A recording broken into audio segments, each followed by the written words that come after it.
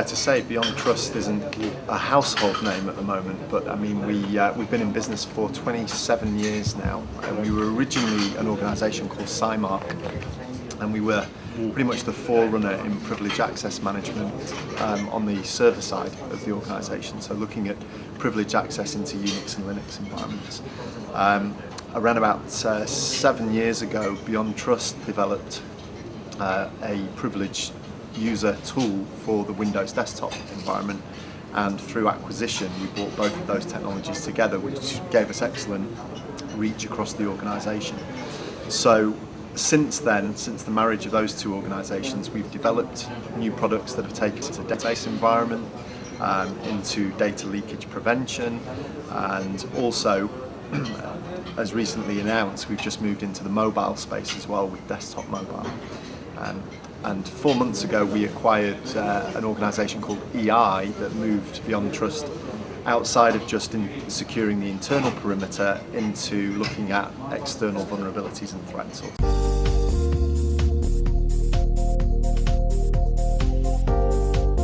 In India specifically. So we've been dealing in the Indian market for around about the last 3 years now. We've certainly seen an uptick in interest in the Indian market within the last 12 months. Certainly so the last 6 months there seems to have been a real interest in information security generally, but specifically in the management of user privileges as well as the protection against external vulnerabilities and threats. We have a number of customers who operate over here in India. For Citibank is one example, Citigroup I should say, and CS.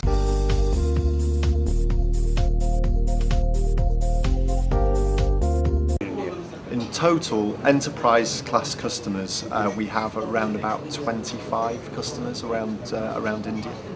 But we also have a number of users. We offer a freeware version of the majority of our product suite, so obviously the total number of users for people using our solutions to manage small companies or their own machines even in a home environment could number hundreds of thousands.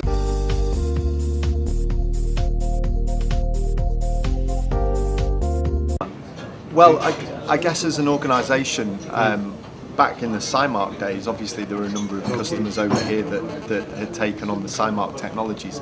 As BeyondTrust with the unified portfolio, I really think the last 3 years while we've been involved here, we've really seen demand from those. But I think now the global market has really become educated to a new way of working with user privileges. So rather than having to define specific roles and privilege for individuals, it's become now more about trying to manage privilege in a standard way across the organisation through this implementation of a least privileged standard use model.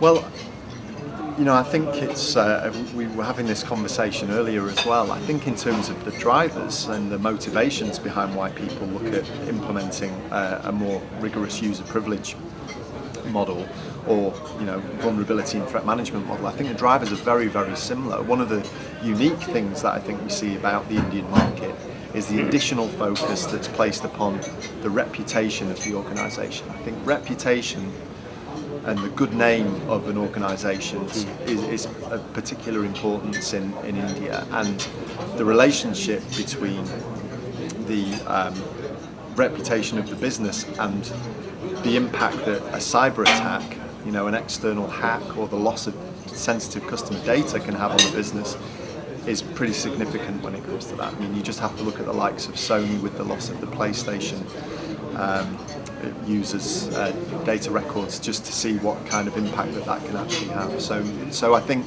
specifically in India, reputation is a big part of that. I think when you combine that with the increase we've seen over the past 3 years in cyber attacks globally, I think that's where our entry into the market space, particularly in India as well, at this time is appropriate. In the past we had small penetrations that involved small amounts of data with little publicity, but now we see more and more publicity to every exposure, and particularly, as I said earlier, where there's a known vulnerability, and the impact that's growing and growing and growing. And so now we see companies globally taking far more interest in the security of their infrastructure, their users and their data, and obviously with us being able to cover that breadth means I think it's just an ideal time wherever you are.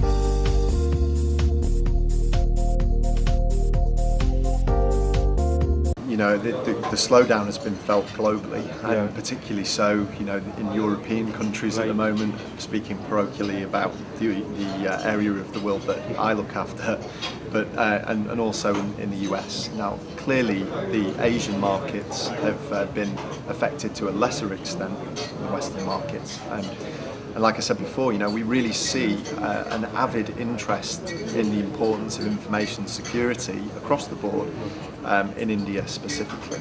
And sure, you know, people have a keen eye on cost control and where they're actually channeling their investment dollars in India as well. But I think that you know, there is an acceptance that information security is a fundamental part of any information technology roadmap.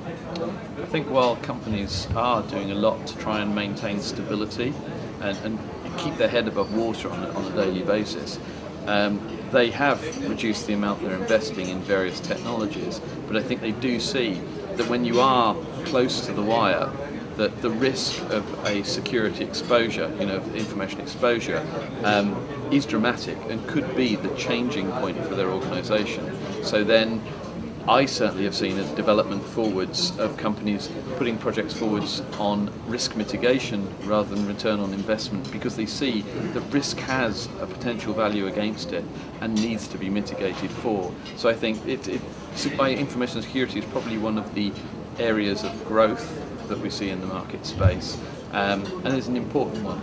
And it's about time it was really realised that, you know, it doesn't matter what your company does, one of the core values of it is the information that it holds.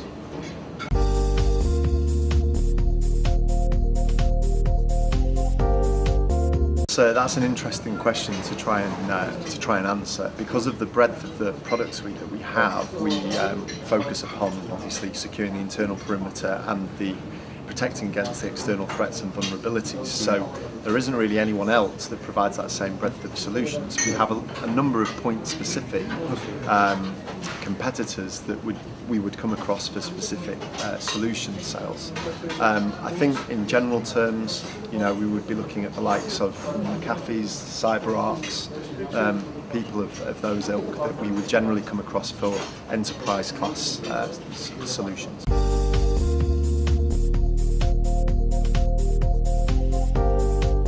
Plans in India. Pretty aggressive at the moment. I mean, we are investing heavily in our partner relationships, so with our distributors at the moment who we're here with, which is Web Solutions based out of Bangalore.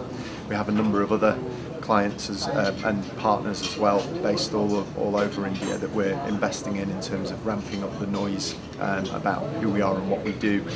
The events that we've done over the past few days in Mumbai, Bangalore, here in Delhi and in Chennai over the next few days are a huge part of increasing that awareness.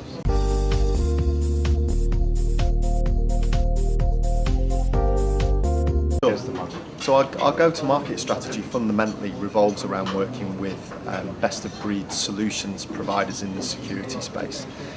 We're certainly not a pilot high, sell it cheap kind of organisation, taking a scattergun approach to the organisation at all. We're really focused upon working with very, you know, high value adding partners in specific niche areas. So very much with a focus upon government, with a focus upon commercial organisations and financial organisations. Those organisations generally have a keen eye on mitigating threats and focusing on compliance. We're investing also in personnel in India, so we've just brought on our first employees based out of Bangalore, which is a fantastic move for us. They're here to support our growing partner network and also our customer implementations as well. And we see that continuing over the course of the next 12 to 18 months. So that's very much at the root of our go-to-market strategy in terms of how we set ourselves up to support growth. And from a marketing perspective, around about 60 to 70% of our marketing budgets are going to be channeled into India and the Middle East over the course of the next 12 to 18 months as well. So I think you'll be starting to see and hear a lot more about BeyondTrust and the solutions that we're bringing to market. I think one of the key things that's going to really separate us from the kind of technology providers that we generally compete against is the fact that we don't just bring technology, we also bring best practices, best of breed solutions. And we've just been recognised in the Frost & Sullivan report this year as being the #1 provider of best of breed solutions in the vulnerability management space. So I think you'll see and hear a lot more from us as we start to scale out with our partner network.